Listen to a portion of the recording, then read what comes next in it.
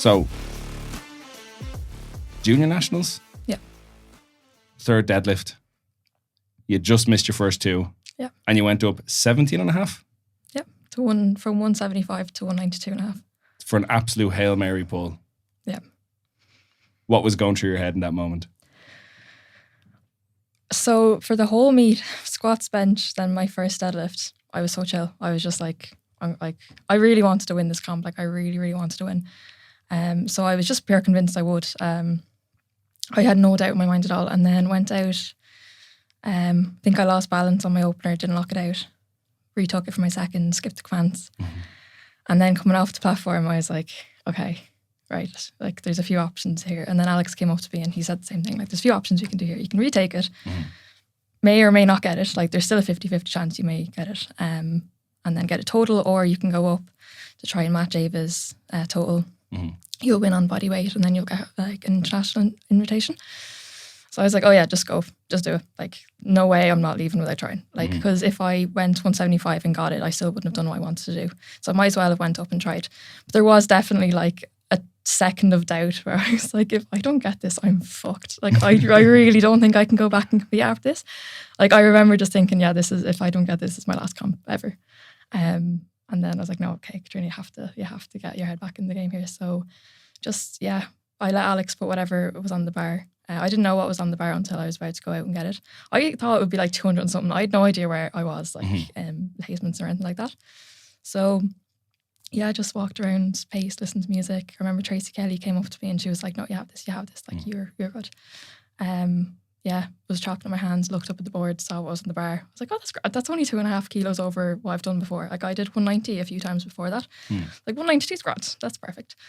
And then just everyone behind me going out for my last attempts. Yeah, Tracy Kelly was great. She was just shouting in my ear, being like, you have this, like, you're going to get this. Just went out and did it. Tracy is a G. She's brilliant. She's I love her so much, yeah. But I'm very curious because, as you said, all through squats and all through bench, chilling, vibing, having the crack. Right, so the last junior nationals, you were going to lift that. Yeah. So enjoy it for what it is. Then obviously you went out for your opener, 175, easy weight for you, something you can absolutely smoke. Didn't get, lost a little bit of balance, no biggie, retake, jump to commands. What was going through your mind after that? Was that little like, oh shit, man, what am I doing? Like, yeah, I just like because I really thought I was going to get it. Like 175 is handy. Like I don't know, I just lost balance, and then I was like, fuck, he's going to make me retake it again. And then Alex was like, no, okay, you don't have to retake it. You can go up if you want. And then I was like, oh, brilliant. Like I have another chance. Like this is like my other chance now. So I might as well take it. What happened then? So naturally, you were definitely not chilling going out for the last pull. What were you listening to? I actually can't remember. I was actually trying to think about this earlier. Probably like, I don't actually think I was listening to anything. Like just before walking out, but like in the warm-up room, probably like Maisie Peters or something like real sad or so. I don't know. I was listening to all sorts. I was listening to Sean Kingston, I think, for squats or like just, yeah, I listened to anything. I think I had my headphones off going out for my last deadlift. Right, because this is what's curious, because naturally, like you were having a grand comp up to that point, obviously missing 2 of any lift, particularly opener and second, that's like jarring for most people, because I'm sure most people listen and know, but for those that don't, if you miss all 3 of any lift, that's a bomb out. You don't get a total, you don't finish in any position. You're just basically, you get no score. And as you said, there was a lot riding on it, because if you had it done there, like, I'm done with powerlifting, I'm out of here. You were throwing your toys out of the pram and going home, never to show your face in Dublin or anywhere else again. But you went down 17.5 kilos up, 192.5, and you got it. Yeah, I have to. And then what happened? I lost my mind. I absolutely lost my mind. I remember, I'm actually getting emotional thinking about this now. I remember putting the deadlift down and I just looked at the whites. I got 3 white lights. I was like, oh my God. Ran out. Everyone was like screaming at me. Alex was emotional. Everyone was just like, what the fuck just happened? And I went up. I don't know who I said it to. Could have been Sarah Gardner or Tracy or someone. I was like, what did happen? Did I win? Like, did I win? Did I get it? And they were like, yeah, you won. And I just started bawling my eyes out. I'm actually crying out. Oh my God. That's so embarrassing. Not at all, here. Thank you. Yeah. They were like, yeah, you won. And I was like, what did I total? And they're like, you matched the total. You got 412. I think 410 was the qualifying total for an international. And that's just amazing. What I wanted to do. I wanted to hit the total, I wanted to win. And I did that. Now, that's huge as well, because I think it's like, I love that all or nothing play. That's huge. Like, because like you said, you could have probably gone with a safer pull and just locked in the total, but then you wouldn't have won, but you went all in. And as I said, I was saying before we were recording, I had Alex on, and he was speaking a lot about that and just the trust you had in him for that moment and how much that meant to him. So like that was obviously a huge win, obviously for you as an athlete, for him as a coach, but I think collectively for everyone in City Gym, everyone there that got to watch it unfold. And as I mentioned, Jercules said it was like his favorite lift of that year for what it was. It was huge. Yeah. Huge lift. And then you did go on and you had initially gone international way back in 2019. Yeah. So last year, 2023, last year competing as a junior, you got to do it one more time. How was that experience? It was great. It wasn't as good as I thought it would be, honestly, because after junior nationals, I did get post-comp blues a little bit afterwards because I wasn't happy with my performance. I went 5 for 9. Like I know, like winning on 5 lifts is brilliant. Like it's pretty class. It's pretty cool to be able to do that. But like I was like, fuck, like I didn't have my best performance. I really like to think I'm a good comp day lifter, and I think I did like kind of from the mental side of things. I think I performed like brilliantly. Like I don't think many people can do that. And I'm not even like, trying to hype myself up or anything, but like it was really hard. I put in a lot of prep into that comp. Like I was saying earlier, like writing down my affirmations and just like visualizing it. I had money saved for the 2 internationals before I even did junior nationals. I had about $1,000 saved because I was like, sure, I'm going to go to them anyway, so I might as well save up for it. And that just was like, I just went into the comp just like, obviously I'm going to win. Like there's no way I'm not winning. So then afterwards, just missing a lot of lifts. I missed a squat. I missed a bench. Myself and Ava were fighting for a bench medal. She ended up getting it in the end. Then missing 2 deadlifts. I was like, it's kind of shit. Like maybe I don't deserve this. Maybe it's just a fluke. Maybe like, I really shouldn't have gotten my last deadlift. I was watching the last video being like, did I really lock that out? Or like, maybe the down command's a bit quick. Like, can I really be proud of this? And I was just really sad about it. And then I had a really good off season then because I kind of coughed on a little bit. And I was like, no, you're fine. Like you actually do deserve this. Did a really good off season. Then my mental health went to shit over the summer. I dropped to about 67 kilos. My training was still going fine, but then I went into prep for Worlds. And at the time I was kind of like, do I want to do Worlds? Will I just do Euros? Will I do Worlds and not Euros? Will I just not do any of them? So I decided to do both of them. I think around 6 weeks out from Worlds, I was skipping accessories. I was skipping sessions. I was just really anxious in the gym. I don't know why. Came out of nowhere. Alex was like, Catriona, listen, like 6 weeks out, okay, what are we gonna do? You don't have to do this comp, but you worked really hard for this. Like, and this isn't you. Like, I know you want to do this. I know if you pull out, this isn't a decision that's best for you. So I did decide to do it. The prep was pretty tough. Then the comp itself was great. I think I went 8 for 9, which is the most lifts I've gotten in so long. I missed my last deadlift, 200 kilos. I was fairly gutted about that, but if you're going to miss, it may as well be a big might as well, yeah, because like we could have went 197, but then Alex was like, only losers will go 197. Like, come on, go 200. And it was cool to attempt it anyway. Then had a 5-week prep then for Euros, which didn't go to plan as well. I failed. I got my first deadlift, failed my second 2. I was just kind of burnt out then after that, but back around now. I'm now 2 weeks out. Yeah, that's right. You're going to be doing USAPL in the Netherlands, if I'm not mistaken. Yeah. That's pretty sick. Yeah, it's pretty cool. Were you initially going to do the Leinster Open? Or was the plan always to Netherlands? I wanted to do it just because it was the first USAPL Ireland comp, but it was just too soon. I think I would have had to buy the ticket not that long after Euros, and I just wanted a bit of chill time. And then I heard Sarah Gardner was going to do it, and then other people were going to do it, and I was like, sure, might as well go over. I think I was actually going to go over to just watch. Yeah. And I was like, if I'm going, I might as well lift. Like, for sure, turn it into a trip. Yeah, might as well. But like, speaking of that experience, I think firstly, thank you also for mentioning that. Like, 'cause I think this is one of the things people could sometimes like shy away from, or maybe like people hear top level athletes mention things like, having bad training blocks or not loving their training or like struggling with their mental health, and like, oh my God, they're like normal people, just like the rest of us. Yeah. So like, I think those are important messages to talk about, because I mentioned when we were in the preamble chat that I've been listening to your podcast from back in 2021 with the Odyssey Boys.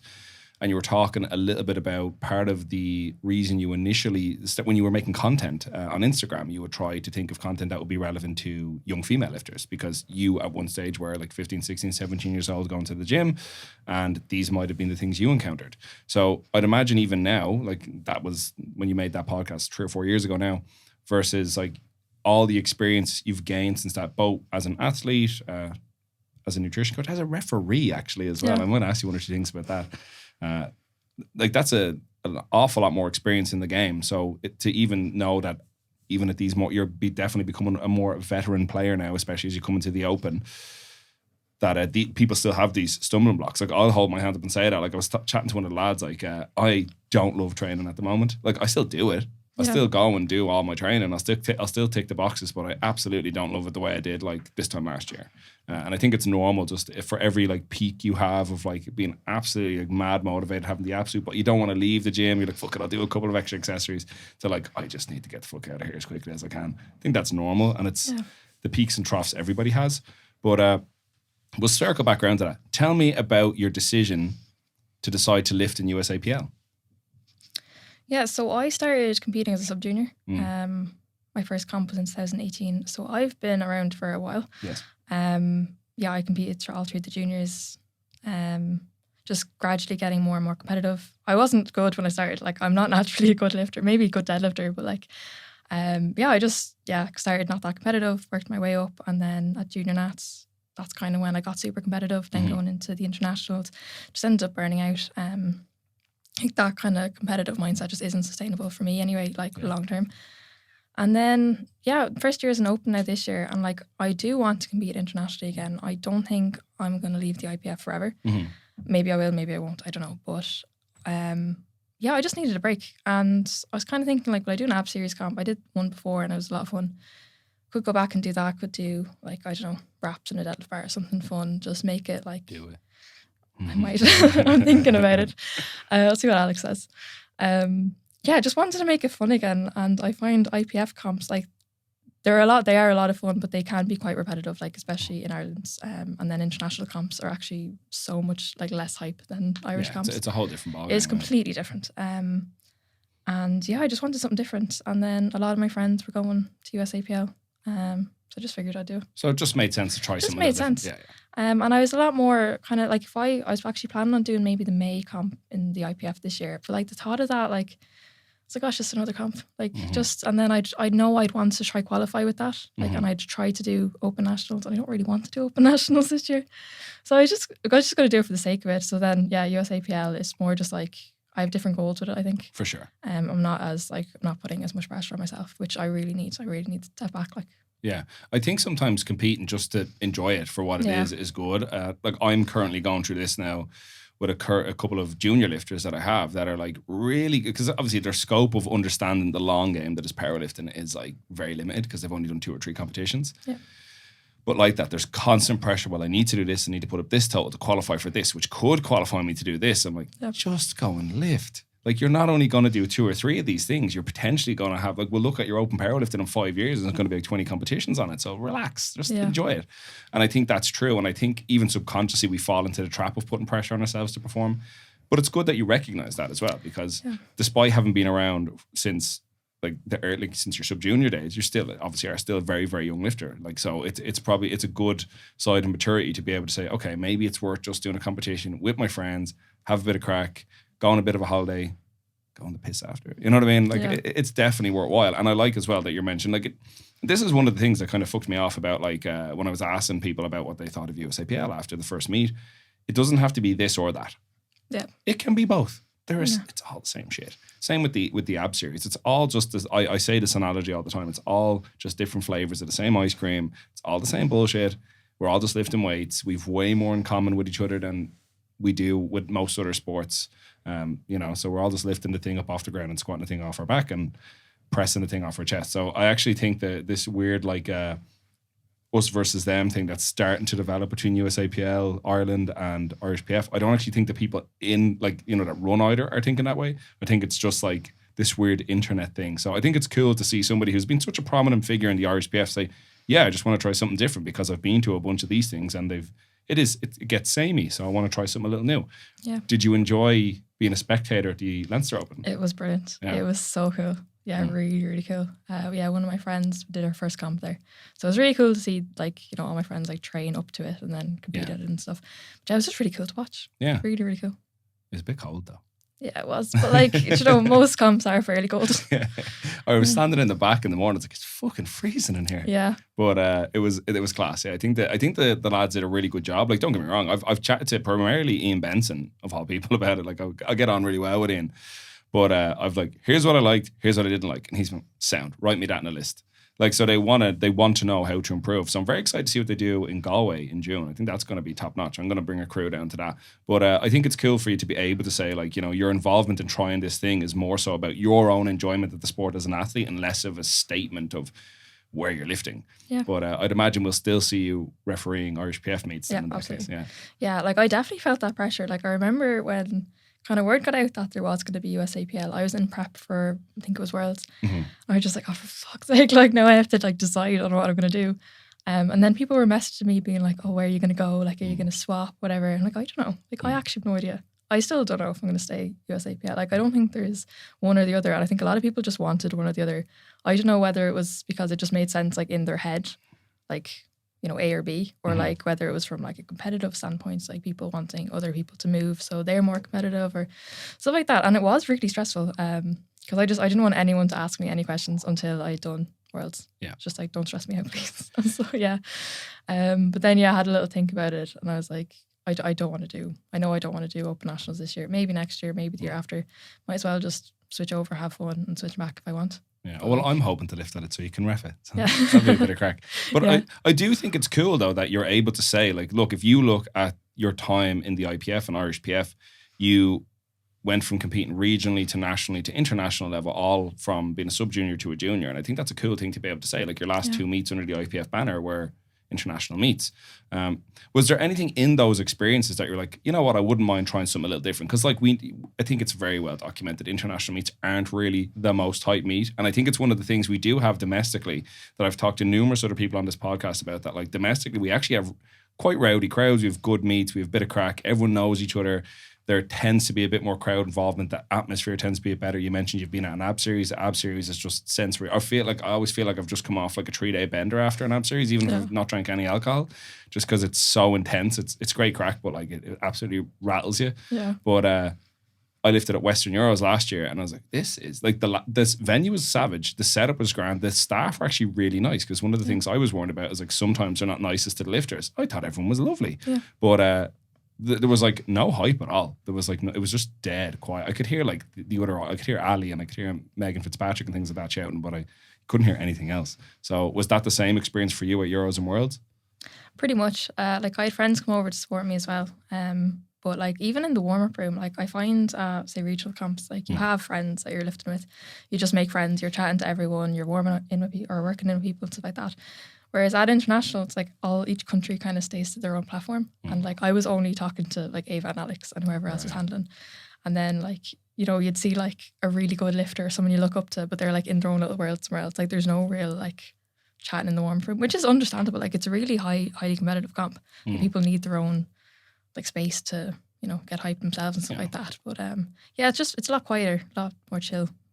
It's different. Yeah, it's kind of different, yeah. I think your scope of experience obviously greater than mine, because I've only done that one so far. Like we worked in with the English crew and they were sound. You know what I mean? They're lovely. But the Italians didn't want to have a bit of anybody. You know what I mean? Yeah. You know, they went, like you said, they were off in their own corner on their own rack doing their own thing. So look, I guess it's just that it's like, it's maybe domestically we're spoiled with good crowds, with good, like everyone gets on really well. Everyone helps each other in the back. You know, it's maybe that just isn't the thing, but hopefully you'll have a completely different experience at USAPL Netherlands, and it will be similar to what we have here. And if nothing else, as I said, it'll be a good little trip away with all the crew. So we've gotten a little while in, and I still haven't managed to fully introduce you. So Catriona Connolly on the Iron Mindset podcast, thank you for coming. So many people listening so far obviously know a little bit about your story. They know who you are. But like I heard a little bit on the other podcast that I've mentioned a few times. This is why I love Adam and Connor, because they'll usually have had people on like, excellent, I don't have to go and read shit. I can just listen to their previous podcasts. You talked a little bit about your entry into powerlifting, but like, so if you were to wind back time now and think back to like your formative years, what brought you into the gym initially? So when I was younger, I had really bad mental health. I feel like most like teenage girls do, like just issues with like my body image and disordered eating and stuff like that. And then I think I might have gotten into the gym through cardio. I can't really remember exactly, but I was doing loads of cardio, and then I realized one day that I was like, I'm so skinny, like I have no legs at all. So I started doing resistance training, and then started following people on Instagram.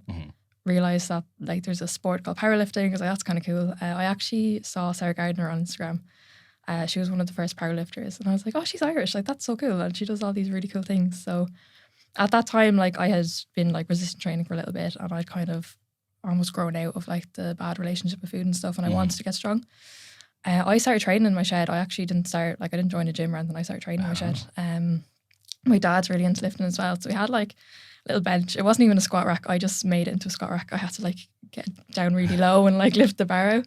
So I wasn't really squatting properly. I don't even think I was deadlifting properly because like the floor in the shed were tiles. Like, Right. I kind of knew how to lift, and then I just decided I would do this because at the time I was just kind of like sick of saying I do things and not do them and not follow through. And I think that was kind of almost the start of like some sort of like self-improvement journey or whatever, self-development. I was like, no, like you can do this. If you don't like it, you don't have to do it again. You don't know these people at all. So if you make a show of yourself, it's fine.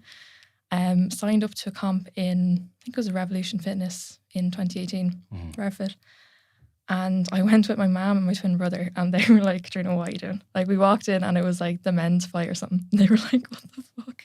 Like just so many like topless screaming men like walking around, like you could smell the testosterone. And they were like, you sure you want to do this? Like you don't have to do this. I was like, no, it's fine. Yeah, and then I didn't know where to go, what I was doing. Met Sarah Grogan, Jack's fiance. I was like, do you know where I need to go for weigh-ins? Like, what is weigh-ins? Like, how do I do that? And she's like, oh, you're fine. Like, you know, my boyfriend, he's a coach. He's coaching me. He can help you out. So Jack Thornton ended up handling me. I think in the warm-up room, I made the decision whether to go convention or sumo because I was training with both. I was like, sure, I'll do sumo. That's kind of fun. And yeah, I actually had a really good comp. And then afterwards, about a month later, I reached out to him for coaching. And then I joined City Gym. Amazing.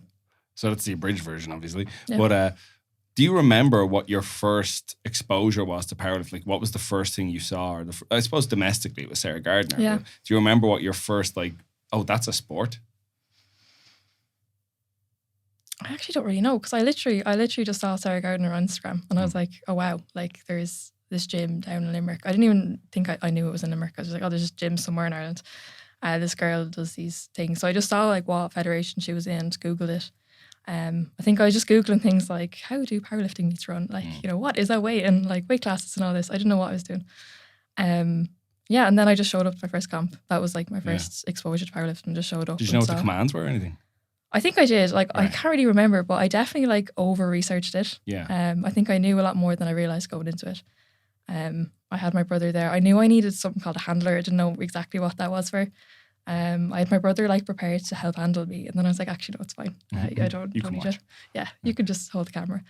But yeah, I think that was actually my first exposure to powerlifting. Just showed up in Revolution Fitness. Yeah, like I have a very distinct memory of not understanding the difference between powerlifting and strongman. I was like, I know they're about strength sports. What's the fucking difference? And I think I had like looked up Irish power. I actually looked up like the hashtag Irish powerlifting on Instagram, I think like in 2016, 2017. And I found Arthur Lynch. And that was the first thing I ever saw of powerlifting was him doing squats. And like I have had the biggest like man crush on him ever since. I've said it on this a few times. I saw him at the Christmas qualifier. It's like, oh my God, there he is. There's Arthur Lynch. He's so nice as well. I know he He's is. lovely. Like, I don't know why. It's just like I could meet a genuine celebrity and I wouldn't give a fuck. Like, you know what I mean? But like Arthur Lynch, though, you know what I mean? Yeah. I might actually work up the courage to ask him to come on at some stage. Yeah. But I always find that's interesting. And so basically, it's the long way around saying that you insta stalked Sarah and now you're friends. Yeah. Yeah. Well, I mean, that's a nice story. Like, I watched your USAPL interview with her the other day. Yeah, that was funny. It was very awkward. It was very good though. Yeah, I'm so awkward in front of a camera. Yeah, but I think see like a blooper reel or something for that. But they captured it really, really well. Yeah. Like, you know what I mean? I don't think there's any problem with like shying away from the way you just naturally are in front of a camera. Yeah. But let me ask, like, because I will ask a couple of questions about the nutritional side of things, like that you've made like something of a career out at working with a whole host of different athletes for the nutritional protocols coming into competition. But you recognize obviously early on you may have had some disordered eating, you may have had some body image issues. Like as you've matured as an athlete yourself, and you've gained good healthy weight. You've obviously improved your relationship with food, relationship with yourself. Like, how do you deal with that now? Like now that you're this many years on and you're fully embraced into this strength sport that's based around performance. Is that still something you contend with day to day, or is it things that comes and goes and ebbs and flows, or do you just not deal with it anymore? Yeah, I think it's something that's always going to be there. Like, even like mental health issues and stuff. Like, it's something they just kind of have to manage like all the time. Like, my mental health right now is great, but I know that like in the future it might dip and I might have to manage it or whatever. But yeah, with the body image thing, like at the time, I think my lowest weight as like a teenager was like 41 kilos or something. Holy like, shit. I was very, very, very skinny. And then I started powerlifting. I was around 60 kilos, 61. That was, I'd say, yeah, maybe 2 or 3 years after my lowest weight. And then, yeah, I was never really tied to the 63s. I don't think I was anyway. Maybe I was. But yeah, I was kind of naturally sitting like 60 or 61. So that was grand. And then I gained a little bit of weight. Then I was cutting down. And then I started working with Gar Ben years ago. I've been working with him for years on and off. Can't even remember when I started. But we did a bulk. I think I bulked up to like 67, 68, cut down to 63s. Just constantly cutting, but I was fine. Like, and my performance was grand. I don't really think that really impacted my body image much.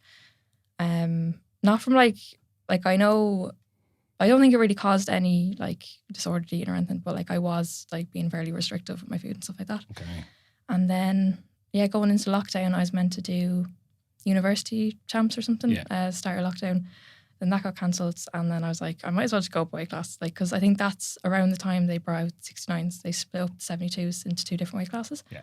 So like, I should probably just bulk and see how that goes. So I worked with Gar, went up to it in like 5 or 6 months. Like it was the best bulk of my life. Like I just gained so much muscle so quickly. Like I really needed to go up, and then I hit around 70, 71, and then I tried to cut for an ab series comp. My body just didn't, like I was 70.1 or 70 point something, I wanted to cut to 69. My body just didn't want to drop the weight like at all. Yeah. And then I was like, right, no, I'll go up again. And since then, I've been struggling to fill out the 76s. I do eat a lot of food. Not super consistently, but like I'm happy enough eating food and like, enjoying myself and not really tracking, sometimes tracking. My body weight just sits around 69. I think actually recently enough, I kind of realised that trying to force myself to gain weight was actually not really helping myself. Like I was just beating myself up over not gaining weight, and then I felt bad about it. And just, yeah, like the thought of like when I was bulking the first time, I think that's the best my body image has ever been. I just loved how I looked, loved how I felt. And then maintaining, but like thinking I was bulking, but not really bulking, it did kind of mess with my head a little bit. Ended up just not really liking how I looked and stuff like that. So I decided now to just stay where I naturally sit at for a little while anyway, and then I might try to go up again. But yeah, I'm like 69.3 in the 76s at the minute, so that's great. But I would never cut down to 69s again. I don't think so anyway. Well, I mean, I think it's great to see that you've made that much progress, even mentally, in your understanding of yourself, your body composition, your image, and that you can just be comfortable sitting roughly where you are. Because like, again, there's still a long road to go. Like you might get into like a second growth spurt and just decide, you know what, actually I'm just naturally gaining this extra 2 or 3 kilos because I didn't skip my accessories and I absolutely nailed hamstring curls. My hamstring just went bang. But I think that's like a cool thing to be able to see. Was some of these experiences that you had, was that what drew you into getting qualified to help people with nutrition? Yeah, so I have a degree in nutrition, and before that, when I did my Leaving Cert, I went into a PLC in sports and fitness before doing my degree. And yeah, just around, I think it was 5th or 6th year, I was like, I started eating better, started training. It's like, I feel really good about myself. This is really cool. Like how much of an effect food has on you. So then I did that PLC in sport and fitness just to see if I want to go down like the sports nutrition route. And I enjoyed it, went on to do my degree. And then I started coaching, I think it was in my 3rd year. That was like the COVID year. So I was doing work placement at the time remotely. I had loads of free time. And I was like, I might as well just start coaching. I was working with Gar for a little while, and I was like, I kind of like what he does. I kind of want to do something like that. So yeah, I asked Gar for help. He was really, really helpful. We did weekly Zoom calls for 10 or 12 weeks. He took me through everything about check-ins, like making nutrition plans, client calls, stuff like that, everything. And then I just got my first client and went from there. So that was, yeah. Now it's Empower Nutrition. It is, yeah. Show it off there. But so that's like, you naturally recognized how much of a massive role nutrition played in your life. Yeah. And that it is quite a tricky thing to navigate, because I think, like, so for coaches, right, like you're just coaching, whatever, powerlifting, your regular personal trainer. The trick is just to get people into the fucking gym more than anything. You know, if we look at what's going to help the general public, it doesn't really matter how they're training. It's that we get them training. That's like the biggest obstacle. And then once we get them in the gym, we can digress from there. It's grand. You know what I mean? But like, if you get like as much as individualized programming is very good, like realistically, as long as we have people doing so, like I would rather somebody say to me to go to a fitness class twice a week than doing nothing, as long as they're training.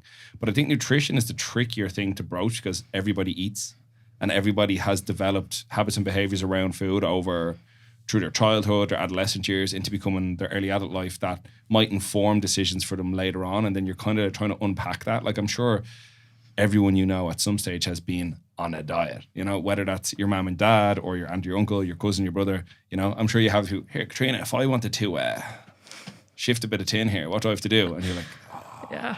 you know, this conversation, you know? Yeah. But like, what have you, so I think you had said on the podcast with the Odyssey Boys, part of when you start making content was to appeal to people who would have been, you know, who basically would have been a younger Catriona Connolly, like, you know, who I want to talk to, you know, young girls going to the gym for the first time, give them some practical advice around nutrition. Do you think that still holds true now, that that's who you kind of like working with, or has it branched out hugely from there? It has branched out a little bit. I think as I've grown like through powerlifting, like I've been powerlifting 6 years now. Like I kind of have a bit more like my own personal experience in that as well. But yeah, like most people I work with are females, especially young females, juniors and stuff, whether they're new to lifting or they're like more established or whatever. Yeah, because I think like becoming into powerlifting, like I find like you were saying earlier, like a lot of junior lifters are very competitive. Yeah. And like being competitive makes you focus more on like what you're doing to make you more competitive, which can be nutrition. And then that can kind of breed a lot of, I suppose, insecurities and stuff with nutrition and maybe doubts, and they're not really sure if they're doing the right thing. So yeah, I kind of like working with people. Just, I suppose like a lot of my work I find recently, more just like reassuring people that they're doing okay, that like they're fine. Like powerlifting nutrition is so basic. Like it is just basic nutrition, but just doing it consistently forever. Yeah. Because like people have eaten before they come to me and they will eat after they stop working with me. So I think like drilling in really good nutrition habits, like the basics, is so important. And even things like I love when my clients like, you know, maybe don't track all the time. Like I really like drilling in that like not tracking is a practice or is a skill, and it's a skill you need to practice. So practicing not tracking can be really, really beneficial. And I think people kind of get like a bit confused when I'm like not as kind of hard on them as they might expect me to be. Like I'm super chill. I like, like I'm very flexible with things like that. I think just like your overall health is super important, and then your nutrition supports that. Like nutrition isn't like, it should support your training rather than like being another thing to worry about beside your training.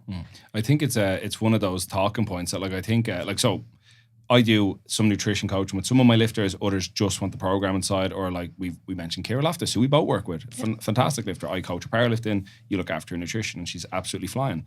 But it's what I've found is that like with training, people tend to like hyper fixate on this thing, but assume that like nutrition is just like, I just eat to these numbers and then I always get the result. It's like, but I actually think this has the bigger, like as you mentioned, your health. I think it has the bigger implication on your health, because like, so like say with injury in the gym, proclivity for injury in the gym is really, really low. But like if people, I'm sure you've heard of this, you might have even worked with some people do one of those like 6, 8, 12 week transformations, and they're like, their relationship with food is like fucked afterwards. You know what I mean? Because they had a coach who put them on 1,200 calories a day, 6 sessions a week, and they got the result at the end, but they were given no management tactics post intervention, and now they're like on this constant yo-yo of like, well, I went back to the way I was eating before, I regained all the weight, and then I just followed that plan again. I binged a lot, or I restricted it all off, and now I have no idea how to handle that. So I think like the diet thing is like much more, it takes a lot more like management and education than I think lifting does, because there's some people like,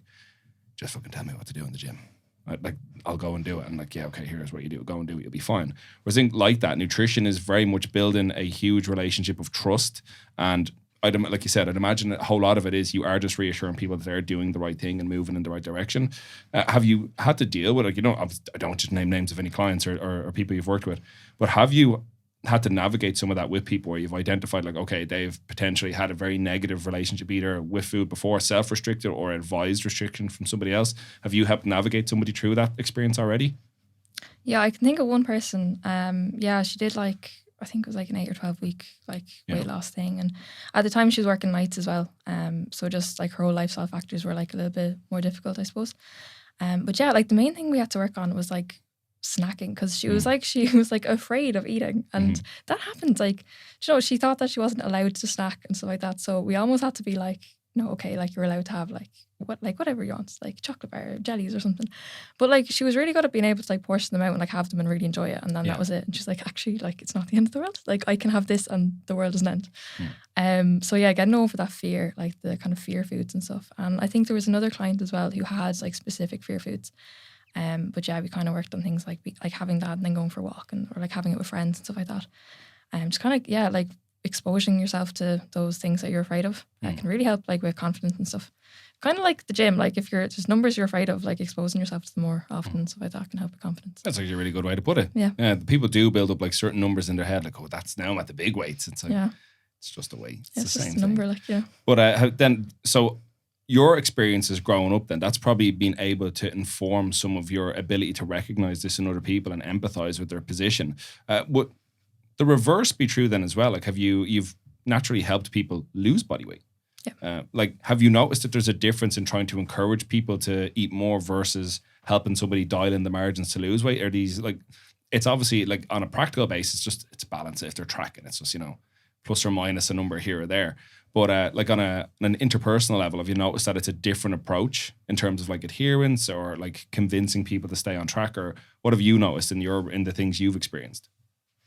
I feel like when you're encouraging people to eat more and kind of like work on the relationship with food, it's a much slower process and it can take a lot longer than they think. And there is a little bit of resistance sometimes as well. Whereas with like losing weight, like the person generally like really wants to do that. Yeah.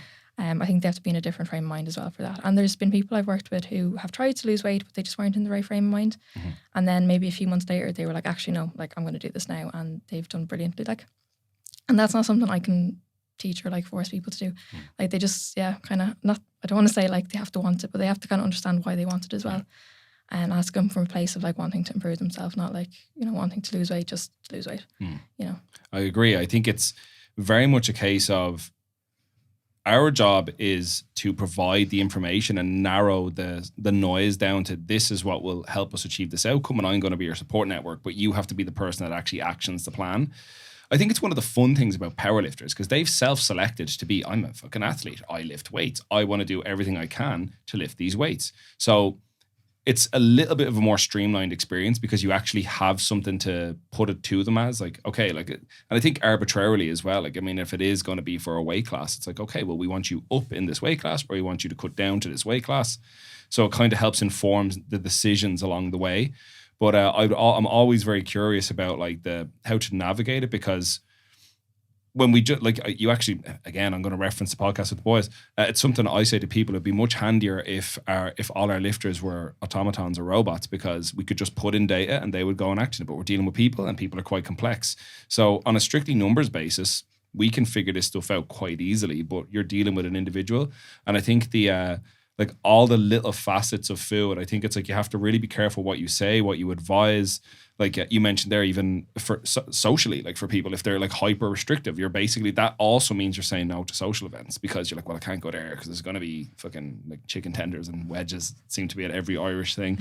And I don't want to pick at the food and fuck up my diet, when the reality is you're trying to give people, like this is the way I would approach it anyway. And I definitely get your thoughts. I want to give people the tools to be able to navigate those situations. They can still say well within the confines of what it is they want to achieve, but still be able to be out with their friends and family and not become this social pariah. And the same on the flip side, when somebody's trying to gain, like gaining's not necessarily here's a free pass to go on a free for all. Like we still want to do this in such a way that's going to yield the result you want. And I think the problem for people is how their emotions impact their food, their home life, what their interpretation of your words are.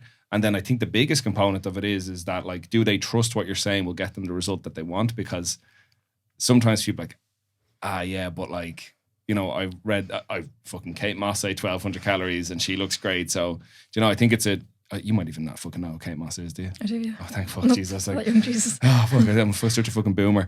But, like I find those facets are the much trickier thing to navigate with people. Like even recently, I'm just going to hijack the conversation for a second. I have a few lads that they compete at USAPL, and one or two of them are like, okay, now I want to cut. I'm like, all right, great. And they're like, yeah. So do I get like new macros, new calories that I need to track? I'm like, but you haven't tracked up to now. You know what I mean? So why would we change anything else? I said, the simplest thing you can do is don't even worry about numbers. I said, just make more conscious efforts to stick within these margins. Like, have a well-rounded diet, a little bit of protein, a little bit of carbohydrate, fruits and veg in every meal. Plot that out throughout your day. Have some, I'm a big fan of like, plan A, plan B, plan C, or like good, better, best. So best option is you cook all your own food. You know exactly what's in it, but not everybody can do that. So we want to know what your default is. If you do have to stop at a garage on the way home, maybe don't get the 18 sausage rolls. Maybe you get like, maybe buy yourself like a protein bar and an overnight oats and a cup of coffee or something like that, whatever it might be. And then we have these contingencies all the way down for all these different events they might be at. Or like a big one I have now, some of the lads they might be going out and I'm saying, okay, so if you're going out on the piss, right, you can't not go on the piss with the boys. You're going to go. So maybe give yourself a rough soft cap on how many drinks you're going to have. So you say, okay, I will not exceed 5 drinks, but let's say you get to 6, right? That's not a big problem, but consciously you're like, okay, I'm already 1 over, maybe I need to slow down. Whereas if you just went on a free for all, it might end up at 8, 9 or 10. Yeah. And if you cut it down too low, you'll be the fucker that's shit crack. You know what I mean? So I think having management techniques is good, but I think as well, it's probably also identifying in that individual, like, am I also now going to contribute to them being like these hyper fixated people on everything that goes into their mouth? Like, I know I've just spit a shitload of information at you, but like, I find those are the things that are toughest to navigate with those things. But like, what are your thoughts? Like, what do you have anything in particular, like, is a thing that you feel like you have to navigate around when you're dealing with the individual as opposed to strictly the numbers of the food? Kind of depends. Like, I suppose, yeah, like, I suppose no one's really going on the piss every week, like every day, like maybe every week. But like, I suppose having backup plans, like if someone had like a plan to like go out or like have a holiday or whatever. Yeah. Like say if you're going out like for drinks that evening, like the priority is getting your protein in. So have it earlier in the day. Have enough water during the day so you're not super dehydrated going out. Probably going to have a hangover anyway. And you probably will exceed your calories anyway, but that's not going to kill you. Like you can always just have a little bit less the next day. Or even like, I don't really love calorie banking, like keeping calories for a weekend, but like some people I do that with. Because they prefer it and it works out super well for them. They get their average where we want it to be, and that's kind of the priority there. But yeah, I really just try to drill in like flexibility with things. Like instead of hitting the exact number of calories every single day, like just look to get the average kind of where we want it and then see how the average goes as the weeks go on. Your weight might go up or down, like that's fine. If your weight goes up super suddenly, we can always bring it back down. It's not the end of the world. And yeah, just kind of make little changes based on that. But yeah, I do try to drill in not like having to hit this exact number every single day. Like I do have ranges and stuff like that. And if you don't hit them, that's fine. Just do it tomorrow. Like, yeah, it is. Like it's something we talked about before. Is a case of most of these things, the answer is really going to be, it depends. Yeah. Because everyone's so different. Do you find, like, I'll tell you one thing I find, this is with a lot of powerlifters, especially if they're doing a weight class sport. They're like 2 weeks out and they're going to weigh in under 62 and they're like, I'm like 64 kilos. I'm like, that's brilliant. Like that you're fine. Like, are you sure? Because that's like a whole kilo. I'm like, yes, you're grand. Do you find that with people for weight class sports? If they're like a teeny little bit above, they're like sweating over it? Oh, 100%, all the time. And then they always weigh in like 3 kilos too light? Yeah. And you're like, why'd you do that? But yeah, like, oh yeah, like usually I just try to get people's plans to them a little bit earlier than they need to start them. Just run through with them. Be like I've done this before, like I've done so many weight cuts, I know how this works. Like you're not going to be the one person who gains loads of weight, like you're fine. And yeah, like ideally we'd have trust built up before that. Like sometimes some people come to me just for weight cuts and stuff like that, but I do like to have a bit of time beforehand to kind of see their nutrition, see how they work and stuff like that. But yeah, it is really just trust the process. And like I do say that a lot, like just trust what I'm going to do, trust what we're going to do. Like this works like most of the time, it's grand. But yeah, like a kilo a week before is perfect. Yeah, that's most people stress out so much about that. Yeah, it's like even just from the training drop off in the last week, you know what I mean? You're going to see a little bit of a drop off. Do you have like an approach for, like, let's say somebody comes to you like, and again, I know the answer is it depends, right? But like, let's just say hypothetically, you're like 12 weeks out and somebody's like, let's just say they want to compete in 105 and they're weighing in at like 112, so like 7 kilos or so over the class, right? Would you adopt a similar like strategy that, like, not necessarily bodybuilding, but you're very like classical, stereotypical, like, okay, we're going to put you in a slight deficit, maybe bring up your activity a little bit and see where we're at kind of a couple of weeks out? Or would you be like, do like a more acute cup for people closer to me? Assuming you've worked with them a few times, you kind of know which one they respond better to. Like, which one are you, what's your greater proclivity? And assuming we're on a 2-hour weigh-in. Yeah, I prefer not to do massive cuts. Like I know some people can handle them, but I think just for like the client not stressing about it is like really, really important. And then obviously you don't want their performance to be too affected. So I'd usually, like most nutrition coaches would do this, I'd say as well, like aim for around 3 or 5% over your weight class a week before. I kind of like say 1 to 2 weeks before, just to give us a little bit of time. And then just whatever other weight you have to lose in that time frame, just split it up week on week and just do a little deficit. Increase cardio and stuff like that, and just kind of see where you're at, and then do either a water cut or water load, fiber manipulation, sodium manipulation, stuff like that, depending on who they are and stuff like that. Yeah, I completely agree with that. I've had a couple of experiences now over the past, especially since I started lifting in the Irish PF. Like I told you before, and I lifted almost exclusively in the ab series, and I was like, what the fuck is a weight class? So I just picked the one that was closest to where I was at. And like that, I'd probably normally walk around like somewhere between like 95 to 97, sometimes 100. But the couple of meets that I've done, I actually worked with Shane Story, and he was phenomenal to work with, particularly I did Last Chance in 2022 and Nationals in 2023, and he was phenomenal for both of those. But we did like a really stereotypical, like long form bodybuilding cut almost, I would just call it. Like, you know, you're in a deficit for X amount of time. But I always ended up weighing quite light. You know what I mean? Yeah. And then I did the same thing for Western Euros. And that was a bit of a freak case. I'll tell you about that in a minute, just for the crack, because I told a few people about it. It's funny. Like, but we did that for Western Euros, and I was competing in the under 93s, and I weighed in at 90.8, and I had a really bad day. Like, it was nothing to do with him. Like, I just didn't have a very good day. But then I did my own nutrition for Christmas qualifier, and I did pretty much that. I walked around probably around 96 for most of the prep, and about 2 weeks out, modified calories a little bit, made sure I hit steps, and then the week of the meet, I did like a little bit of a gut cut, did a bit of carb manipulation, did a little bit of lower residue fiber manipulation, lower residue foods, and I weighed in like 92.2 or 5, I can't remember, within the class, and I felt savage, and I had a great day. I was like, okay, that fucking works for me. That's way, way better. But would you have found that then working with powerlifters, do you think more people respond to that, or do you think it just really depends on where the lifter's at? Or like, because I definitely would find that I think a little bit of a shorter, more acute, little bit of manipulation week, maybe 2 weeks out, works way better for me. Would you say that's, in your experience, being like a normal enough thing to see in people doing 2 hour weigh-ins? Yeah, pretty normal enough. Like, because you want, like, I suppose some people like just prefer training at the weight they're going to compete at. So like, obviously you don't want them to drop the weight beforehand. Then there's other situations where like I did a water like load and cut with people, and they were like drinking more water than I prescribed, and then drinking less on the cut and stuff like that. So like after that, then into the next prep, we kind of have to like take away some of the water cut and just do more of a deficit just to make sure. Because you don't want to like drop too much weight and be too dehydrated and stuff. You want it to be like, you want to just make your weight loss really. And it does take a few comp preps sometimes to figure that out and figure out what's best and stuff like that. But like weight cutting is a stressor. Like it is stressful. Even like not only physically but also mentally. Like if you're a few kilos overweight the night before, you're probably gonna be a little bit stressed. Even if you know you're gonna like weigh in light, like it is a little bit stressful. So yeah, it really just depends on the person, stuff like that. Yeah. I think like I like to give people practical advice when we have these conversations. And I think the good thing to be able to say is that like with that, especially if people are weighing in for weight class sports, and there's so many people that don't work with anyone for nutrition, like I just won't eat anything for a week. Like, please don't do that. Please just text Catriona. Like just, DMs are open. Please, because it takes, like, that was definitely my experience anyway working with Shane. It took so much mental bandwidth off me. Like I can do my own nutrition, but it's a pain in the arse. Yeah. And obviously like in the moment when you're like, you are thinking of yourself and all your emotions are in there as well. And you're like, yeah, I need to cut out an extra 500 calories, I guess. You know, it's like, that's bollocks. But I'll tell you this funny story about Western Euros. So I got the invite for Western Euros at the end of June / start of July, and I was on holidays in Lisbon, right? When I got it, I was delighted, obviously. And I was like, oh, savage, I'm going to fucking Western Euros. It's going to be class. But I had been gaining after nationals because my plan was to do ab series in August and go full send on a deadlift bar and wraps or whatever the fucking meet was going to be. I might not have been deadlift bar, but I was like, I'm going to full send it, going to try get an 800 kilo total, whatever I weigh in at. Let's go for it. But then I got this fucking invite and I was like, I wasn't expecting it, to be honest.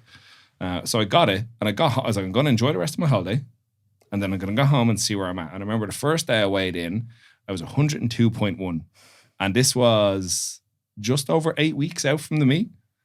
So like, nice. Okay, right. So I start working with Shane. So over the course of those like 8 or so weeks, I dropped over 12 kilos, about 12 kilos. And I was like a shell of a person by the end of it. Like, I mean, I felt I looked class, like I looked shredded, but I fucking felt like dog shit. I missed all my third attempts at the meet, and I was like, well, this is terrible. Yeah. And then like we had Christmas qualifier, like not even 6 or 7 weeks later, and I had 30 extra kilos on the total from it. So I was like, okay, 2 kilos of body weight, felt way better, moved a lot better. So that was my experience. I would really strongly suggest people not do really, really long aggressive weight cuts because it's just not going to work. Yeah. Yeah. Even like leverages with your belts and stuff like that. You want things to feel comfortable. Like that was the biggest difference. Squats felt the most bizarre because I went from being like a bit of a chunky boy to like being like fucking mad skinny, and that felt. Bench actually held up surprisingly all right, like, which I didn't think it would, and deadlifts were so.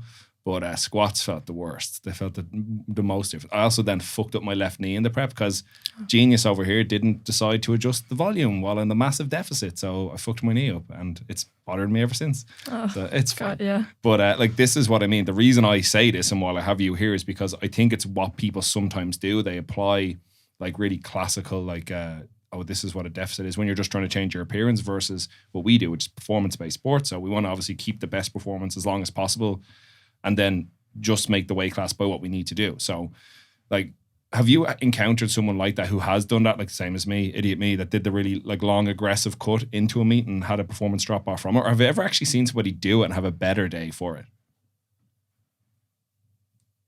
Honestly, off the top of my head, I can't think of anyone. I know I've done a very dramatic weight cut with Adam Phillips before. And I can't even remember how he performed. I think he was happy with it. But it was like, I can't even remember. It was years ago. Like, it was an insane amount of weight in like 8 weeks. And I was so stressed. Was it when he did a last chance in 2021? Yes. Yeah. And he wanted to be in the 93s. Yeah. Yeah, that's right. Because he had been walking around at like 100 and something. Yeah, it was definitely at least 12 kilos, I think. And I remember I was so stressed about it. Like, I knew he'd make weight and stuff, but like, I want them to feel good. Like, yeah. And I was just like, oh no, it's fine. Like, you're definitely going to make weight. Like, there's no issue there. And secretly I was like, oh my God, I really hope he makes weight. And he did. He made it really well. That was years ago. I can't even remember when that was. I think it was 2021 if it's that last chance. Yeah, 2021. But like, that was a great experience for me, like figuring out how to do a weight cut that severe and have someone perform well at the end of it. Like, his rehydration stuff was really good as far as I remember anyway. Yeah. And since then he's put a lot of trust in me. Like, he does refer a lot of his athletes to me and stuff. So obviously he must have went well. Yeah, he competed the other day, like just randomly. Yeah, at I saw that that open. He wasn't meant to do that, and he was like, "Yeah, fuck it, I'll do it." Yeah, right so. Yeah, and he got a couple of PBs, like a 10 kilo total PB. That's pretty sick. Yeah, he's doing ab series in Cologne, in Germany. Oh, no way. Yeah, he's doing wraps. He's lifting and wraps in a deadlift bar. Yeah, I was actually thinking of doing that comp. And then I decided to go to Amsterdam. Yeah, I mean, there's still time. Like, maybe do both. Yeah, why not? Like, I mean, if you're just going to enjoy it, I have a lad that just did USAPL that's doing ab series in April because he didn't get a ticket to the ab series initially, and he bought the ticket for USAPL, but then he was on the wait list and the ticket became available. So he's like, yeah, I bought both, and I was like, fuck it, all right, why not? Yeah. Like, I mean, I think that's a conversation I have with people all the time. They're like, how often should I compete? Like, compete as often as you want. Yeah. Fuck what anybody else says. Like, I know there's people say like, oh, you need to consider how much time it takes to peak and build. I'm like, maybe in your scenario where like you're going international, you know what I mean? But when you're just like a fucking dickhead that's just making up the numbers at a regional, you're not getting on the podium, you're not winning, you're not going to nationals, you're just lifting for the crack, get a few PBs, have something to train towards, go for it. Yeah, I think definitely for newer lifters, you can get away with competing more often. Like, absolutely. Yeah. I'm lifting 6 years now, and like, I don't think my body would handle like that many. Like, even Worlds to Euros, like my knee was sore after Worlds. I just in bits, like, just felt shit. Yeah. What do you think you'd play any other sports, or would you do anything else other than powerlifting? No, I was never in sports. I did horse riding for years, say 10 years maybe. And then I actually injured my back. I was like powerlifting and horse riding, and I don't know what happened. I hurt my lower back, and it took so long to recover from. But yeah, I don't think I'd go back to that. I don't think I'd do any other sports. Yeah, it's got you now for life. What drew you into doing the refereeing? So I remember for my first international, I remember Jay Farrens putting like the world's like group chat or something, being like, so they were looking for refs, and he was like, oh, if you're like going to an international, like, you know, you should be doing this, like, to learn more about the rules or whatever. And I was like, okay, I'll do that. So, and I just don't think I'd be able to spot and load. Yeah. Really? Yeah. Just, I don't know, spotting scares the shit out of me. Even in City Gym, like, spotting people. Like, I had to spot Alicia one time, and then she was working up to 160 on squats, and I was like, no, can someone else do that for me? I don't think I can do this. Really? Yeah, terrified. I don't know why. Right. Yeah. Do you enjoy refereeing? Yeah, I do. Do you have any like cool referee moments that you can think of? Not really. Like, I think there was definitely some cool lifts, like at nationals and stuff like that. Off the top of my head, I can't think of anyone in particular. But like, you know, like reffing my friends and stuff was always really fun. It's annoying that you can't like shout for them. Of course. You kind of have to be quiet and like judge them properly. Like, yeah. But yeah, like reffing is just a lot of fun. And then, like, yeah, you just learn a lot. Like, you reffed my flight at nationals. I just, yeah. You gave me the down command for the deadlift and I didn't put it down. I did after a second. Like. Yeah, I think I gave it to twice. Yeah, you did. Yeah. I was chilling. Like, yeah. I was just happy I got it. Yeah. I think I went 9 for 9. I think I was like, this is fucking class. Or I might have missed my last bench. Okay, probably missed my last bench. That's like the classic. But I had a good day. I was happy out. Pulled 295 that day. I was pretty happy with that. So yeah, you did. I had my eyes closed as well. I heard you. I was just standing there.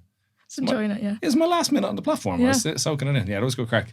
Yeah, I like those meets. I thought the Christmas qualifier was really good. I think they do a good job down in that venue. So I'm really excited to see what they do now for this year's nationals. Do you plan to? I assume you do plan to continue to referee for the RHPF. Yeah, so I actually was talking to Ali about this because, like, obviously making the decision to go USAPL, like, it wasn't something I was just like, oh yeah, that's grand, I'll do. I was like, I don't want to like be banned from the IPF, but even like if I was, I could just go back after the ban's complete. Yeah. And then I was like, I'm reffing and I do want to keep reffing because I know there is a shortage of refs in the IPF. Like it is harder and harder every comp to get refs. And like I don't drive, so like I don't go to every comp. Yeah. I don't ref that often. So like I did still want to ref. I think with regional and national, regional comps I definitely can ref. Not too sure about national comps. I think it's more to do with the international PF than the Irish PF. Yeah, that's true. I think that's kind of the thing with it because there's always this confusion around this. And I've had a couple of conversations. I've had Adam on, I've had Connor on. We talked a little bit about it with Jack. So what Article 14 is and what it actually means. So it's tricky. I don't really see the Irish PF enforcing it in any real way on anyone at a regional level. I think that's fine. I think if you're just lifting regionally, you're grand, or refereeing regionally, you're grand. But like, I would debate then, like, if you're serving in two different roles. So like, I get that, like, you lifting in USAPL would take you out of selection for international selection or national selection for this year, or competing at USAPL. I think that's fine. But I don't really see the point in it affecting like your ability to ref, you know what I mean? Yeah. Like, because this is one thing. I've no concern. I'm like, fuck that shit. Like, you know what I mean? No one's telling me where I get to do my fucking hobby. Like, but like, my intention is to lift in the Irish PF because I like lifting in the Irish PF. And the nice thing is, fuck all of my lifters lift in the Irish PF, so I don't have to handle on the same day. Yeah. Which is why I stopped lifting in the series. I'd be in like the PM flight and I'd have like 10 fuckers in the AM flight and I'd be bollocks by the time I got to my lifting. Yeah. So I was like, grand, I'll just do this other thing. But I know some people have flagged that like you're not meant to be able to coach at multiple different under different banners. I'm like, that's ridiculous. Or like, this is my livelihood. Like, this is what I do. Well, not the podcast. I mean, like, well, I suppose the podcast is part of it. But like, I mean, coaching is what I do. Like, you know, I don't fucking work in McDonald's as well. You know what I mean? But yeah, I thought that's maybe a bit bizarre. So I'd definitely be interested to see how that goes forward. Because like you said, there is a shortage of referees, there's a shortage of volunteers, and this is at every single meet. You know what I mean? It's why you see the same faces all the time. But I think it'd be good to still have you be able to be a part of that for what it is as well, even if you're competing at this other thing. Yeah. And the fun is you get to do it. You could do USAPL and DAB series if you wanted to. Yeah. Because like I don't have Irish PF membership. So technically I'm not really doing anything wrong. As far as I know. I think it's like if you have like Irish PF membership and you compete USAPL, then you can be banned. I actually, honestly, I don't really know. Yeah, I don't even think it's like a full ban. Isn't it just like ineligibility for selection or something? I think really so. know. I think you compete regionally, but you can't compete nationally. Yeah. But then I was like, if I compete regionally at the end of the year, could I qualify for nationals next year? I don't know. Yeah, it's tricky. It's cloudy territory. They should just get rid of that. Definitely. Let's not do that. Like, I know the Fed would. I know like Ali and Jack and all that don't want to deal with it. They're just towing the line because they have to, you know what I mean? I think that's the tricky thing when it comes to all this is that like I think people forget a lot of the time when it comes to any of these things, there's like a big nameless, faceless entity, the IPF, not face, fucking Gaston, right? But then you've got like your local affiliate, like the Irish PF, who are made up of people that are all fucking sound. Like we mentioned at the start, Tracy, like there's people that are there putting boots on the ground, doing their best to make all these meets run really well. And, they kind of just have to go along with the rulings of whatever those things are, like fucking bench depth and things like that, you know? Yeah. I actually forgot that was a thing. I was reffing, there was one comp, I think in City Gym, like halfway through bench. I was a side ref, so it was fine. Yeah. I was like, fuck, the bench rule. I've completely forgot about it. Halfway through like the second flight or something. I just forgot that I had to be reffing that. Did you see a couple of weeks ago there was all that controversy that they might have been putting in that you couldn't walk forwards out of the squat rack? I saw that. They take that out. I don't think it was actually happening. Yeah. I think it was maybe put in, but I was like, oh my God, why? Like, why do these things matter? Yeah, You but know? like at internationals, then one of the comps I did, I remember people were walking forward, but then one of the spotters would just grab them and pull them back. Really? Like, and be like, yeah, you can't do that. I don't know why they were doing that. So maybe it is. Or maybe, I don't know, to be honest. I remember seeing the back spotter just like pulling people from their belts, like back under the rack. Mm-hmm. Yeah, that's a real bizarre one. I think like it's one of the good things I think as powerlifting evolves, and like that, like now that it's not just the Irish PF is the only tested federation in Ireland. Now there is USAPL Ireland, and potentially USAPL will become another international pathway over the next couple of years. I think it's good for there to be alternatives, because it's not about this or that, but it's never good. I talked to Jack about this. I only know because I was looking at the reel for it today, the short for it today, whatever you want to call it, the TikTok for it today. That it's no good for one thing to have a monopoly. Yeah. You know, it's good, like a competition brews more opportunities for lifters, and it's better for the consumer versus the people that are running it, which is the way things are meant to run. But so USAPL Netherlands. Yeah. And then what? I don't know, because this is one of the rounds of the Euro Tour. And now I said I'd go into this comp not like putting pressure on myself to do anything. But here we are. But that's just how I think. Like, just after the last few comps, I'm already like, what do I need to get to qualify to whatever? So I think it's based on like top 10 dots, male and female, to qualify for the Euro Tour final, which I'm pretty sure is in Dublin in December. I could be wrong. But yeah, I don't know. Like if I qualify for that, probably might do it, might not do it. I think Gara's been saying about that World Cup thing in New York, depending how much it costs to go over there. I might do that. Might do an app series. There's also the Limerick USAPL comp in August, which would be nice because I don't have to travel anywhere. So I don't know. I definitely do USAPL or app series this year. Amazing. Yeah. Or why not both? Maybe. I'll see how much my body can take. And how much my bank account will let me do. Do November abs, knee wraps, deadlift bars. Oh, fucking fake news lifts anyway. You're not going to feel a thing. You know, that'd be fun. It'd be fun to train, because I have used a deadlift bar like the odd time after a comp, and I hate it. I really don't like it. Yeah. I don't know. It doesn't feel good. It's different. Yeah, I think if I train on it consistently, it'd be fun. I think there's the really big idea that like a deadlift bar just equals like 10 more kilos on the bar. It's a whole different deadlift. Yeah. It's a different skill. Same with knee wraps though. Have you tried knee wraps before? No, I'd love to though. I would like to try them. Oh, you have to try them for the crack. Because I always said I always just thought I had a shit squat, and I was like, I don't want to be going near knee wraps unless like I get better at squats or I hit a certain number. But like that's kind of stupid. That's the type of person that says I want to wait till I'm strong to compete. That it literally is like, so yeah, it'd be fun. It'd be fun to see how much I can put on my squat. Yeah. I actually think there's a good crossover. Yeah. Yeah, for sure. Like, because even just like you're never gonna like squat and sleeves or you squat and wraps, assuming you're a good wrap squatter. But like I think even just having the weight on your back and getting what it feels like is just good. Like to kind of break those mental barriers about what you can do in season. Like I remember when like I've squatted 282 in wraps, and I think at the time the most I'd ever squatted in sleeves was like 245, and I've since squatted 270 in sleeves, because every time I put anything on my back I'm like, yeah, but it's not 282. It's fine, like, you know what I mean? I mean, I almost die doing it, but like it's still pretty good. Have you tried the rigor mortis sleeves? No, I haven't. They're good. Yeah, I've only tried the SPD ones. Yeah, they're the same as they're much of a muchness. Try a pair of rigor mortis. They're like the stepping stone to wraps. Yeah, I've seen some of the young lads in City Gym try them. Yeah. And they really, I don't know. What size SPD do you wear? I think a medium in the stiff, but a small in the regular ones. So get like a large rigor mortis. They're class. Like they're definitely like borderline cheating for raw. Like, but everybody else is wearing them. So I suppose if everyone else is doing it, then I have to do it. I got them last year when they came out, right? Because the Inzers were the big thing for ages, right? Yeah. So I picked up the rigor mortis when they were announced, and I remember I was wearing them in abs. Everyone was like, "What the fuck are those things?" Now everybody's wearing them, like everybody does. Yeah. And even on an international stage, I think you see most of the lifters will wear them now. And anyone that's not like sponsored by SPD or whatever, like they're going to be wearing the rigor mortis because I would be hot take. I would say SPD sleeves don't really add to your squat. I think they probably improve your proprioception, your awareness of your legs, your feeling of stability. Maybe they add some stability, but I don't think they will physically make you lift more kilos that you wouldn't have been able to lift otherwise. I think these things might. Yeah, like the stiff SPDs do fuck all. Like they make you feel a little bit more secure. And I got them with the Irish team kit, so I'm obviously going to wear them. Like, but yeah, they've done nothing but just make me feel a little bit more secure. Yeah. A little emotional support in the sleeves. But I think it's the same for a lot of the supportive gear. Like I don't necessarily think belts make you lift a whole pound more. I just think they improve your ability to brace into something. Yeah. So you are more aware. Like I think your perception of the load is lower. But I think that's the same for a lot of different things. Do you know something I actually fucking forgot to ask you about? Completely, and it kind of fell into the nutritional side, right? And this is like such a bizarre moment to bring this up, but I wanted to ask, right? You work with a lot of female athletes. Yeah. Right? Do you work with them and monitor things like their menstrual cycle?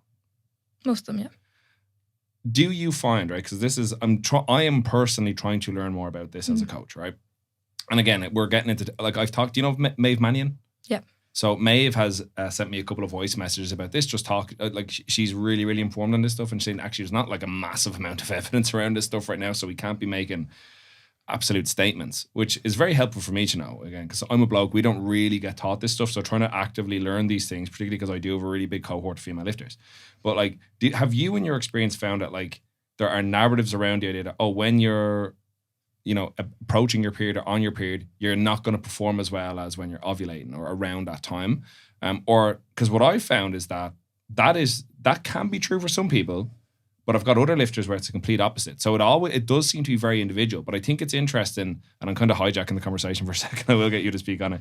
I think it's interesting to see who goes by what they feel. Like, so the same weight could feel heavier week to week based on where they're in their cycle, but also not necessarily just where they're in their cycle, but because they know where they're in their cycle. Like, oh, it's this week, I'm going to feel shit in the gym. So that's a bit to unpack. But do you get what I'm getting at? Yeah. Yeah, like I do track menstrual cycle with my female clients, mostly just for weight cuts, like and seeing kind of where their weight spikes and stuff like that. It's the most important. I get more I don't really hear many of my clients say that about their menstrual cycle and training and stuff. Mostly just from my friends and like my own personal experience and stuff. Just, you know, just chatting in the gym or whatever. But yeah, like, yeah, I don't really know, because like in my own experience, like if I'm coming up to my period, like I feel like shit. And it does depend, like in my experience as well, like not like mostly every second month is worse than whatever. So it does kind of depend. Okay, that's interesting. Yeah, it's a pain in the ass. Like such a pain in the ass. And then like once I feel shit up to my period, once I get my period, then I feel really, really strong. Like I go into the gym feeling like shit.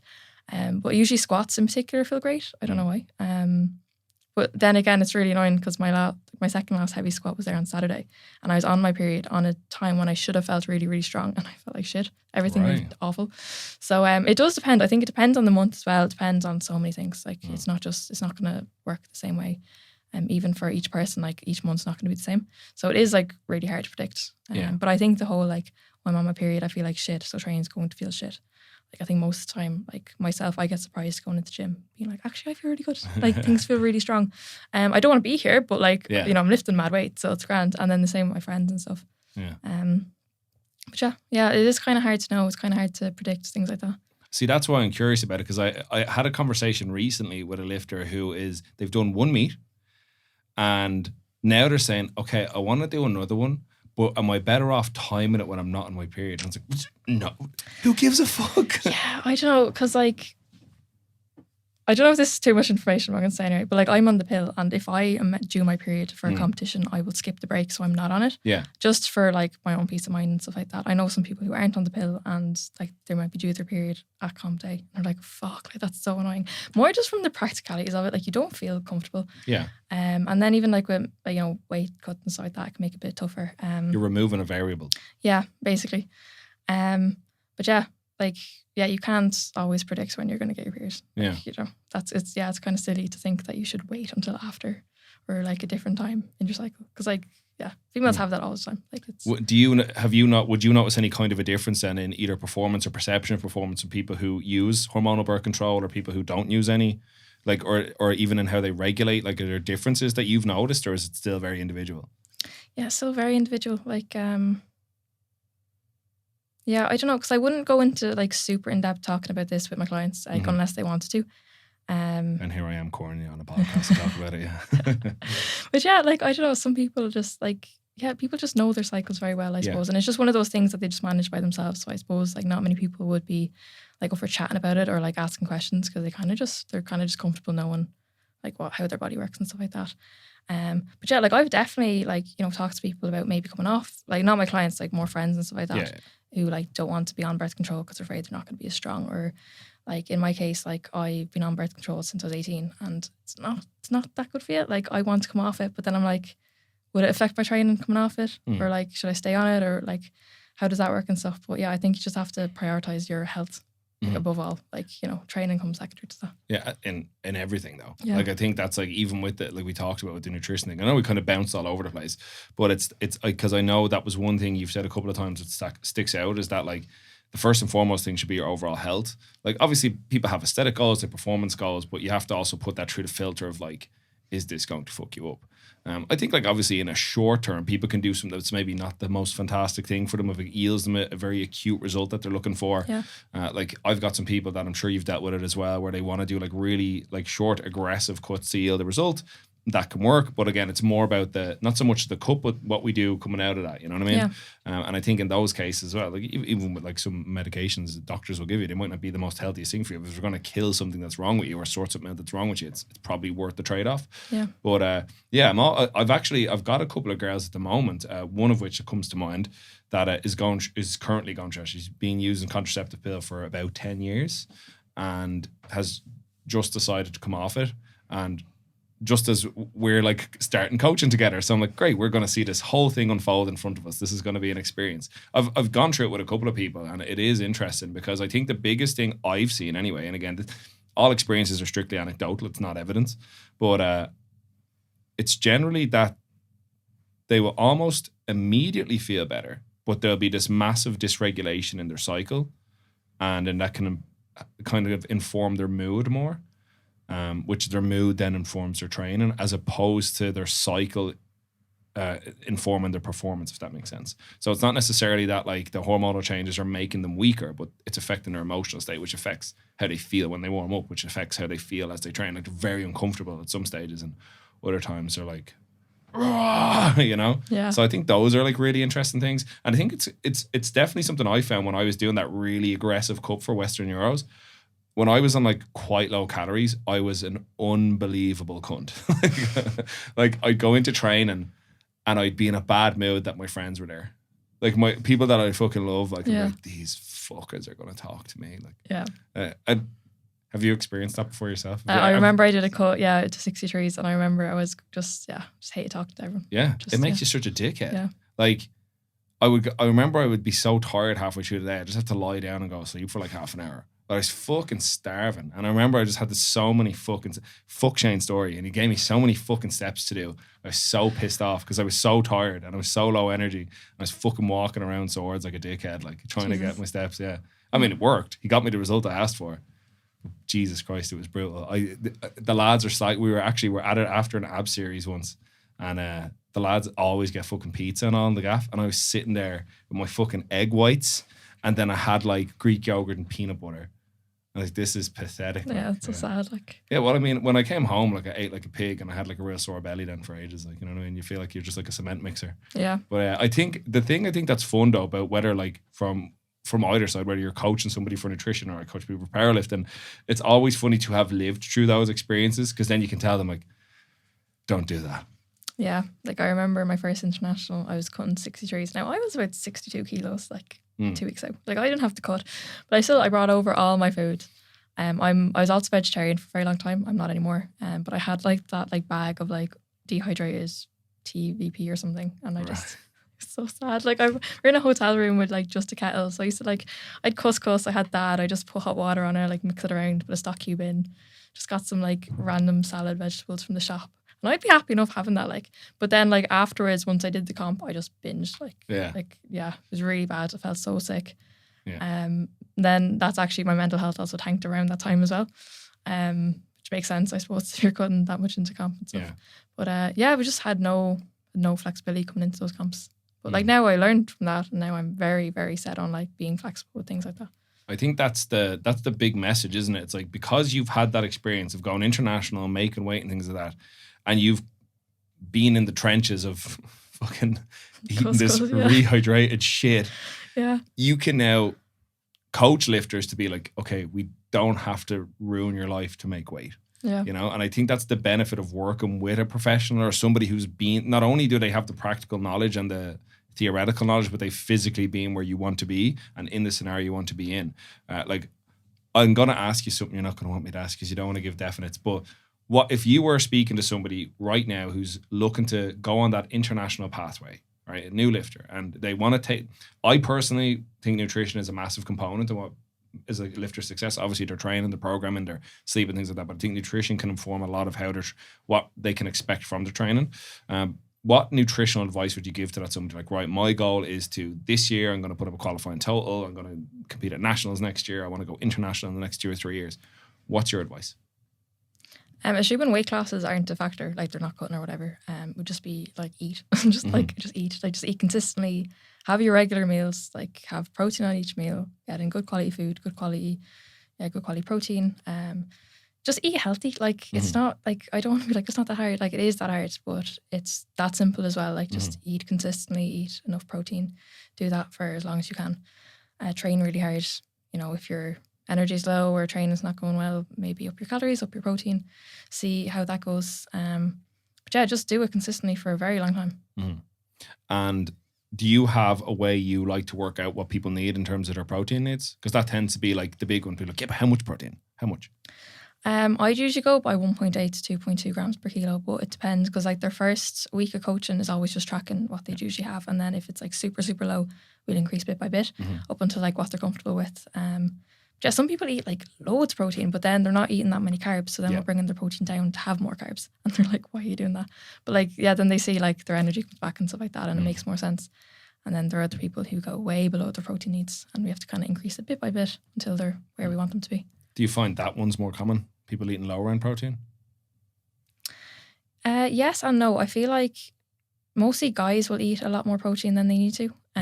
Girls generally will undereat their protein, just from undereating in general. Like, I felt very called out because I was that fucker. I would eat like a shitload of protein. Yeah. Like, fuck all carbs, and then my fats would be too high as well. And that was like something I had to like, with Shane's help, actually, I swapped that around. I actually did like, train and felt a lot better doing that as well. I think that's kind of a good way to think of things, like give people that rough range. Like, I know that's what I do. I go, look, this is what we're going to, because especially like that, you said, week one, if somebody's eating 60 grams of protein, you tell them to immediately go up to 120, like fucking double. Yeah. You know? So you kind of like have to incrementally bring it up. Yeah. I think that was same for me. I had to like incrementally bring it down because my meal profile changed completely. If somebody is in a weight class that they're struggling to stay in, but they consistently decide that, well, this is the weight class I lift in, what would your advice be to that person? Why is that the weight class you're in? Like, what are you trying to do? Yeah, like I do get people cut into weight classes to qualify for things, but like how many times can you qualify for a national comp or an international? At some point you're going to have to go up, especially younger lifters. Like you're not going to be in the same weight class you start at. You're going to go up and you can always come back down as well.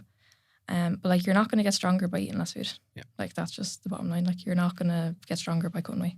And here's an interesting one for you specifically. Has anything changed for you as an athlete now that you've finished up a very successful junior career and you're moving into the open category? Because I know for some junior lifters, that leap is very daunting. And that's where we actually lose a lot of our good prospects. They're like, fuck it, that's too competitive, too many people. How do you feel coming into the open? I think right now I'm feeling more positive about it now that I'm actually in the open. Like coming up to the end of my junior career, I was just like, oh, I don't want to be in open. Like I want to do this again next year and stuff. Actually talking to Melvin about it a lot. Like he was really helpful in that because I actually used to work with him in a gym. We're just chatting about it all the time. And he said that almost like the thought of going into the open was like a relief. It was like, there's no more ceiling. Like there's no like qualifying total that you're almost there to hit. There's no like people that you're neck and neck with. Like it's just, you can do whatever you want. And then going into the open, yeah, like I definitely felt that as well. It was like I could actually do whatever I want. I could take a few years off, like competing competitively and come back or whatever. Yeah, like I think after junior nationals, I realised that I can be quite competitive and that I know I can put my head down and work really hard when I want to. And I do want to feel that again. I do want to be competitive in the open, but it might take a little while. Like, yeah, even just seeing big comps, like, not that I'm ever going to Sheffield, like, but like that'd be really cool to never say never. To work towards. Like, might not happen now, might happen 10 years time, but like, yeah, you have no idea. And like, I've been around for a while. Like, I don't see myself going anywhere anytime soon. So, yeah. Melvin's a G. Yeah, I love great. that guy. Yeah. Melvin and I had him on here a while back, and we had never even had a full formal conversation. And he left, and I was like, I fucking love that guy. Yeah, he's brilliant. He's got a great mindset about powerlifting. Yeah. Because that's his thing. He's like, you know, I'm willing to put the work in now and take a whole year to like build. Because I don't just want to be a guy. I want to be the guy, you know? Yeah. But he's like such a positive outlook on it. Like he's a G. So like I'm glad. I think that's good advice. I think he's right. You know, the pressure is off now. Yeah. You don't have this final. I think that's kind of the thing that, like, I never lifted as a junior, but it's one of the things I observe is that like the juniors seem to feel like they have to get all this stuff in before the end of this time. Then you're in the open. It's like, oh, it's actually just all this road ahead of you now. You can do whatever you want. You can take time to build. You can, because I think there's that like, oh, I want a bit more of an off season, but I've only got like X number of like months left as junior. I kind of need to compete, you know? Yeah. Did you felt that pressure? Yeah, even with doing the 2 internationals, like I wasn't going to drop out with one because like when am I going to get invited to them again? And even things with numbers, like I had in my head, I wanted to pull 200 kilos as a junior and I didn't do that. And I was absolutely devastated, but like who cares? Like who actually cares? No one. Like I could always pull 200 kilos in open and it's just as impressive because it's still 200 kilos. It's still 200 kilos, you know? Yeah. Do you know what I think it is though? I think so I like to slag the juniors because it's this thing. It's like, well, I have the fucking junior under 83 bench press record. I'm like, who had it before you? Oh, whoever. And who had it before them? I don't know. Yeah. And who had it before them? I don't know. It's like, no one gives a fuck. Like, and the thing is, because even in the sport, like this is the way I would put it. Everyone that is in the sport now will say, Catriona Connolly, good lifter, right? That's all that matters. Yeah. But like outside the sport, if you go and tell somebody, yeah, I lifted 192.5 kilos in a comp, they're going to go, that's a lot of weight.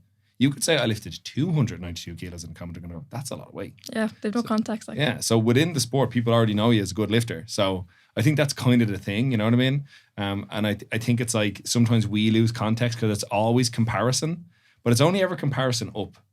Yeah. I talked to a lifter just today about it. No one's ever saying, well, look at all these fuckers I outlift. Everyone's saying like, oh yeah, but fucking Emma McDermott or like Mia Kovacs or whoever, you know what I mean? Like, because they're obviously you're in their weight class, aren't you? Yeah, 76. Yeah, and they're like phenomenal lifters. Yeah, but isn't unreal. it great that like it's a stacked weight class that you've got people to, I'm going to outlift that bitch one day. You know what I mean? I think that's a cool thing to be able to do. Like I have that about Cian Madden. I fucking hate Cian. Like I love Cian Madden as a person, but I'm like that prick, you know? But I love that there's some, like, I think it's good to see that you can aspire to be better than you currently are because there's people that are doing it, you know? And I think that's a really good way to look at it as opposed to like counting down the days that your junior career's over and then you're out in the big bad open. I'm sure you may as well leave the sport now and do something else, you know? Yeah, I think what's most impressive is the work put in to get to that point. Like even with junior nationals, like I didn't do what I wanted to do. Like I did technically, like I won and I got the total, but like I went 5 for 9. I don't think I hit the numbers really I had in mind, but like the work I put into that prep was way more impressive, I think, than like maybe bar my last deadlift. Like that was pretty cool, but like I think that was what was important, you know, and that's what makes me a good lifter, not my actual performance. Like I think I was actually only thinking about this after Euros that like we put so much pressure or like so much like weight on a comp to like almost be like this comp makes me a good lifter. Like it doesn't. Like it's the work you put into that, and it's like the last 6 years of my training is what has made me a good lifter. It's not junior nationals, it's not worlds, it's not Euros, it's not any other comp that I'm going to do. It's like it's just the work I put in and work everyone else puts in. You know? You've consistently showed up year in, year out, and I think that's the bigger thing. I would always say to people, the competition is just the victory lap for everything you've done up to this point. The win was that you trained for this. Where you finish on the day, yeah, cool. It's nice if you win like you did at junior nationals, you go international and get to wear the Air singlet. But the fact that you're the person that kept showing up, like even when you're having shit days or, you know, you weren't in the mood to be there, but you kept, or there were days you absolutely loved being there. The fact that you just kept showing up is the real win. But look, I am not going to keep you too much longer. Tell me, are you currently taking on athletes, clients? Yeah. So if any of the lovely people listening to the Iron Mindset podcast and they've stuck with us this long and they want to work with Catriona Connolly, where do they go? They can find me on Instagram at Catriona. Is how you say my name phonetically, or empower.nc on Instagram, and you can just message me or there's a link in my bio. So you're happy enough for them to slide into the DMs and you get back to them. Yeah. And you're happy enough to whether it's an experienced powerlifter, a newer powerlifter, or even just general public who just need a bit of help. Yeah. Fantastic. You know what? Thank you very much for coming on. We'll leave it there. Thanks so much. Nice one, Catriona. Thank you.